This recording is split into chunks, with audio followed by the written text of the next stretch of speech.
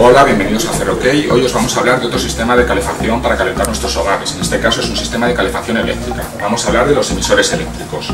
A la hora de escoger el emisor térmico más adecuado para nuestra estancia y para nuestra casa, tenemos que tener en cuenta básicamente dos factores.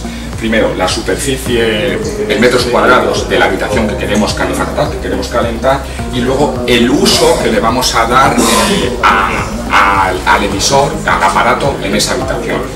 Así vamos a distinguir básicamente tres tipos de emisores según la tecnología que utilizan. Tendríamos emisores térmicos que llamamos secos. En este caso básicamente tenemos un cuerpo de aluminio con una resistencia eléctrica.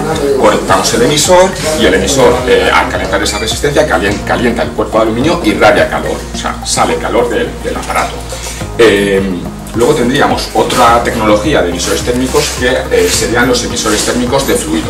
En este caso, además de lo anterior, un cuerpo de aluminio del emisor, una resistencia, tenemos en el interior del aparato un fluido caloportador de alta inercia térmica, lo cual significa que una vez que se calienta tarda mucho en enfriarse, por lo tanto va desprendiendo calor incluso sin que el emisor esté consumiendo electricidad.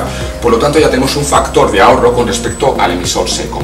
En este caso, ese fluido caloportador, el fluido, por eso se llama emisor de fluido, acumula ese calor y nos va desprendiendo ese calor, incluso cuando no hay, cuando el emisor ya está desconectado y no tiene consumo eléctrico.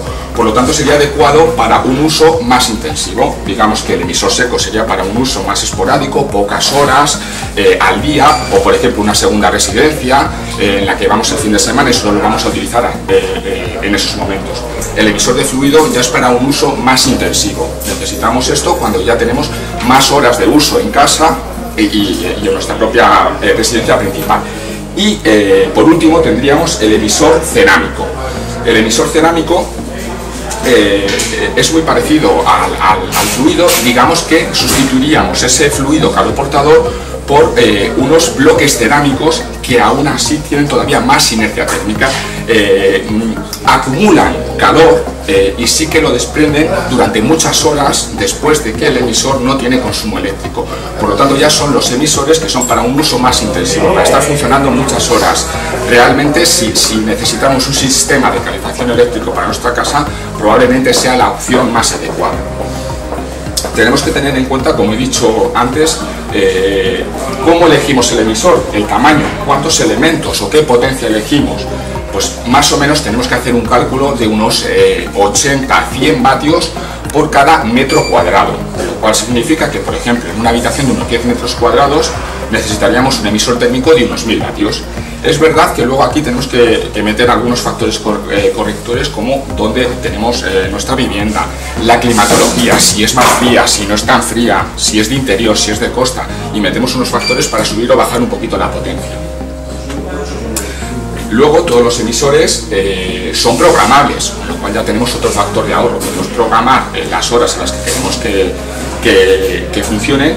Muchos de ellos tienen funciones para control con aplicaciones móviles, incluso detectores de presencia, que si detectan que no hay nadie en la habitación, pues no funcionan. Esperamos que os sea de ayuda para elegir el emisor térmico.